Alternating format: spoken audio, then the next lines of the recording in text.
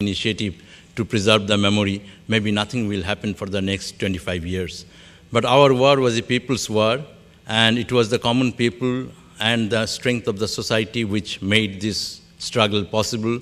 So we thought that if we can make an honest effort with the support from the community, a museum could come into reality. And that's how the museum started in a very humble way. We rented a two-storied building in the center of Dhaka. It's a colonial building from the 1920s, and it belonged to a family who are very supportive of the cause and very close to us. So when we got the building, we made the initial preparation.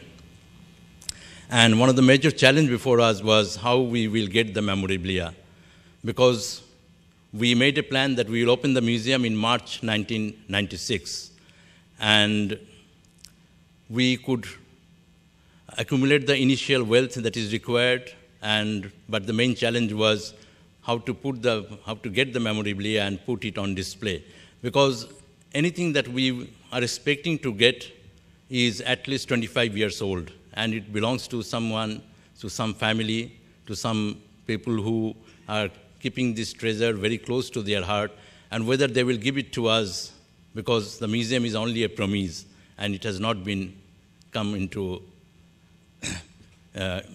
in the real scene. But when we made the appeal, and we were really overwhelmed by the support we got from the community, and we feel it very strongly that though it is a private museum, it is actually a people's museum. And from day one, we could have a very good start. And the museum has now expanded its activity and has engaged itself into various kind of educational work, research work, collection of testimony, and other things.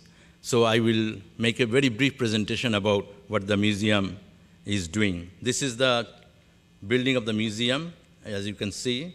And we have 2 stories, 6 rooms, which is not proper to be a museum, but we have to do a makeshift museum into whatever we have. This is the gallery view. The 6 galleries represent the history.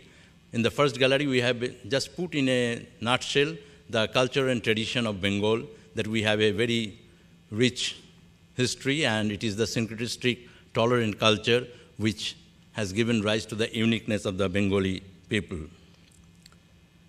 So we, apart from the display and the museum, we are also engaged into organizing various kind of events, celebrating the days, and also there are many occasions when we get support from the people and organize different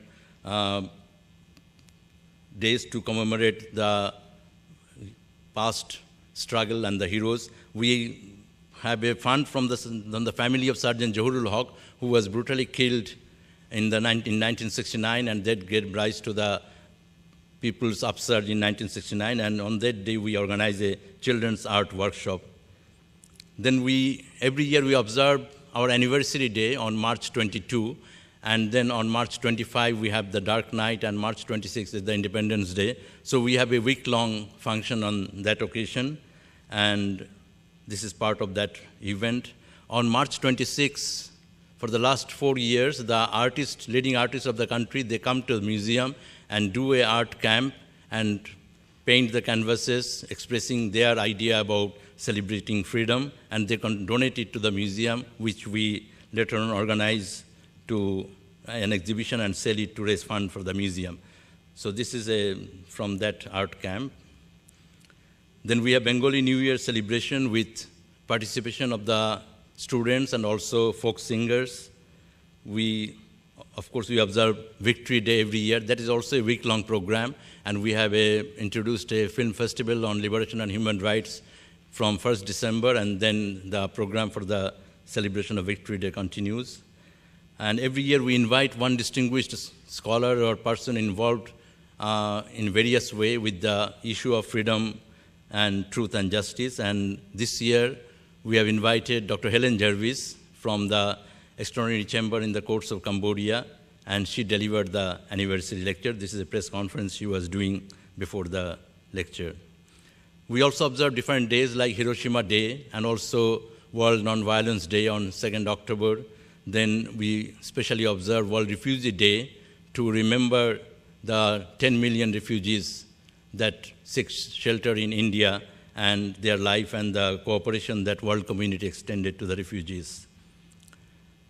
We are also collecting memorabilia regularly and organize some events from time to time. This is one, we call it Adibashi, the indigenous folk people who also joined into the liberation struggle, and she is a woman who worked in the refugee camps, in hospitals, and she is donating one of the things that she used in 1971. We have an educational program which has now expanded greatly, and this involves, we invite the students from different educational institutions in Dhaka to come to the museum.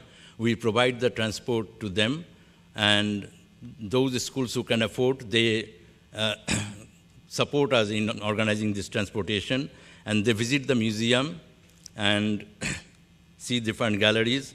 And before they see the museum, they are also shown a film on the history of our liberation war, which is a 22-minute film based on documentary footage, especially made by us. And then they go through the museum galleries. And at the end, they take part into a quiz program. And then we address them and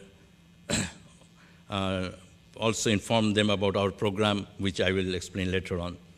Then we have a mobile museum, which is a bus which has been turned into a makeshift mini museum, and it goes to different places of the country, to different districts, and try to cover distant areas.